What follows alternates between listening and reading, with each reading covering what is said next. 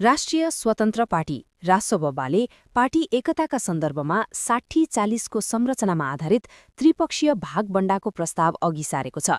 बिहिबार राति अबेरसम्म ललितपुरको ज्वागलमा बसेको छलफलमा रासोपाले केन्द्रीय समिति तथा आगामी निर्वाचनमा आफ्ना लागि 40% हिस्सा राख्दै बाँकी शक्ति अन्य पक्षसँग बाँड्ने प्रस्ताव प्रस्तुत गरेको स्रोतले जनाएको छ।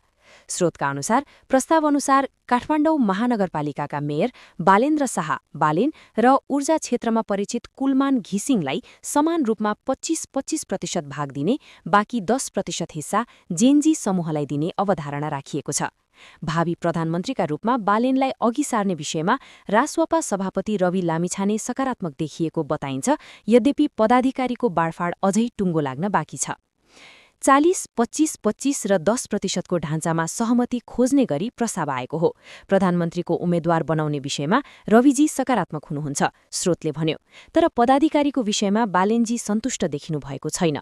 कुलमानजीको विषय भने हिजो राति 10 बजी नै मिलिसकेको छ। एकता सम्बन्धी सहमतिलाई अन्तिम रूप दिन रासोपाका राजनीतिक संवाद समितिका सहसंयोजक शिशिर खनाल र बालेन पक्षबाट कुमार बेनले गोप्य रूपमा गृह कार्य गरिरहेका छन्।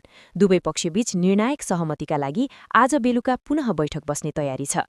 रवि, बालेन र कुलमानबीच सहमति बने आजै हस्ताक्षर हुन सक्ने स्रोतको दावी छ। तर बालेन पक्षले शक्ति सन्तुलन स्पष्ट नभएसम्म सहमति कठिन हुने संकेत गरेको छ। प्रधानमन्त्रीको प्रस्ताव सकारात्मक भए पनि पार्टी एकीकरणपछि शक्ति सन्तुलन कसरी कायम हुन्छ भन्नेमा ठोस आधार चाहिएको उनीहरूको अडान छ। नगरसभा सकेपछि बैठक बस्छौं, बेलुकासम्म निचोड आउँछ, बालेन निकटको स्रोतले भन्यो। यता कुलमान घिसिङले भने आफू र रवि लामिछानेबीच एकताको विषयमा कुनै छलफल नभएको दावी गरेका छन्। रातो पार्टीसँग कुरा गर्दै उनले भने, रविजी र बालेनबीच के भयो थाहा छैन, तर मसँग यसबारे कुनै कुरा भएको छैन।